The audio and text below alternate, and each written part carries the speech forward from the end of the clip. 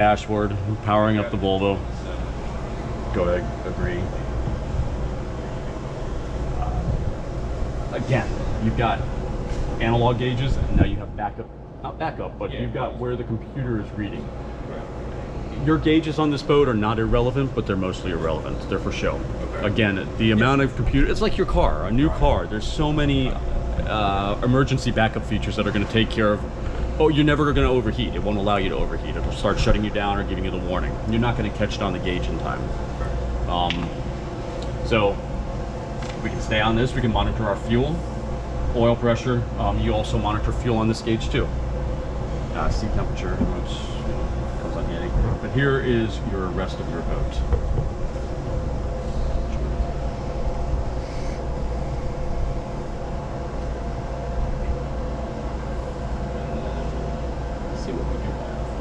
Bring me to you. Oh man, I was almost right on it. Right, let's see what we got for detail. Keeps it in.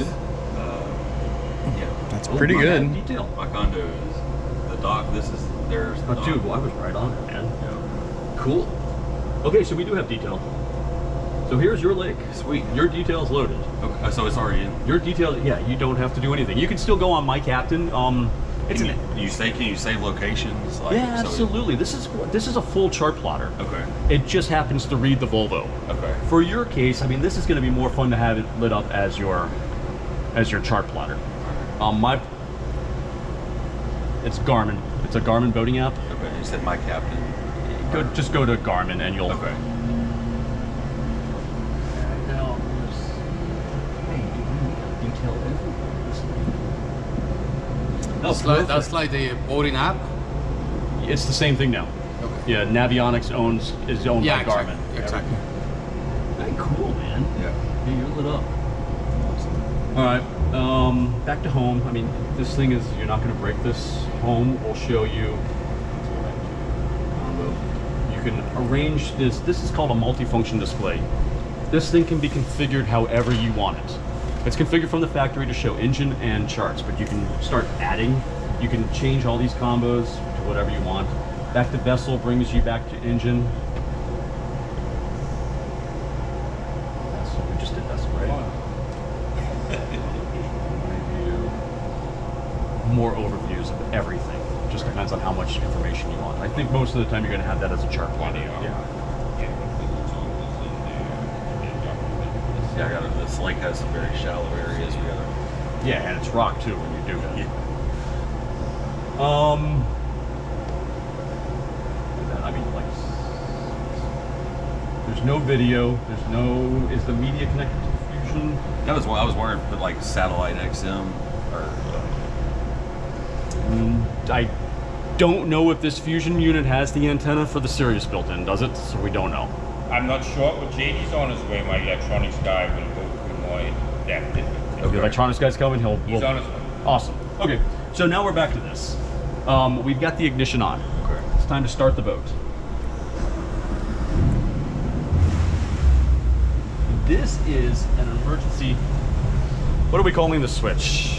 It just kind of provides power to the starter. The power switch. It's the secondary in between the batteries and the ignition. So without this switch engaged, you will not be able to start it. Okay. It's kind of like a security feature, almost like you were asking about a hard key. No hard key, but we do have a switch that powers up the final ignition here. Okay. Bow thruster. This is the power to the bow thruster. That's the disconnect port, that big red mushroom down here by my foot. All right, 2 pushes here, we have no power. 2 pushes here. You heard the solenoid click. You now have a very powerful bow thruster. This boat is not a straight shaft. This boat has got an outdrive. So this boat does steer in reverse.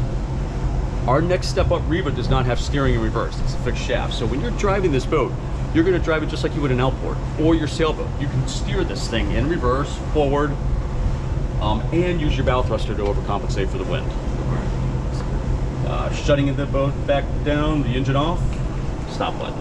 Now, like when you park, you want to swim. What do you just kill that for the bow thruster?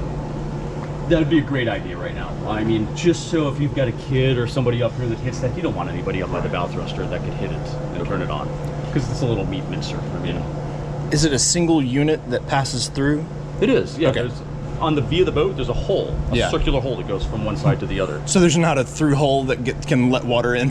Well, no, there certainly is. Oh, okay. But that's not normal. Right. So there's a sealed unit. So the hole goes through the boat, and then on top of that hole is a motor, and that motor goes through a dripless shaft seal Okay. that eliminates water from coming in the boat. Gotcha.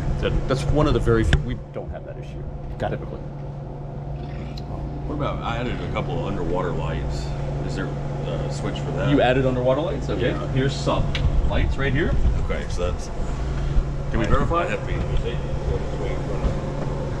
Oh, you ordered this thing? Yeah. Oh, I picked everything out. Did you? Yeah. Cool, man. Sweet. They blew? Nice. Is that what you ordered? Yeah. That's all they had, but when I Googled it, I noticed most people have blue lights. Of course, yeah. And is that what you ordered? 2 lights? Yeah. Okay. Yeah. I was thinking of like 4, but I think they only have 2 in stock. But that's enough. That's both the size. They didn't recommend it on the sides because of Right, it's too high high, on the yeah. water. All right, so sub lights is your underwater lights, okay? Back here, these are very self-explanatory. There's 3 bilge pumps, there's 3 compartments. There's your forward compartment, mid compartment, and aft. Okay. This is if you wanted, let's say you're cleaning the boat, or you've got a hose running in the bilge or something and you're cleaning it, and you Yeah. needed to override it, you could come here and override it. Okay. Otherwise, all of the pumps have floats on them. Okay. Again, this is just simply an override. They stay in the down. They're momentary switches. In other Okay. words, they won't lock. You got to hold it. That's correct. Okay. But again, they all have float switches on it. The boat will always, if there's any water, which there's never going to be water, shouldn't be water, it'll pump it out itself. Did you see that boat at the boat show that... The cigarette Yeah. that they forgot to put the plug in? Yeah. Oh, that's what happened? So we went to the show on Wednesday, and Yeah. I took a picture of that boat, and it was the very next, I guess that night when that storm Yeah, so came through. well, they had put it in the water. Yeah. And they had driven it to the show, and it was kind of shitty. So they tied it up. And what did they do? They all left. Oh, no. God. Yeah. So, I mean, it takes a lot of water to put one of those things underwater. Uh-huh. So nobody noticed it right off the bat. I see. And it wasn't plugged in. There was no power, so there was no alarms. And Oh my God. boop, she went down. They floated it, though, before the show and got it cleaned up. Oh wow. They had plenty of help. Yeah. Engines underwater? Yeah, the engine's run. I do devotion. It's a brand new 52 Tirana. Destroyed. Wow. Sad. Yeah.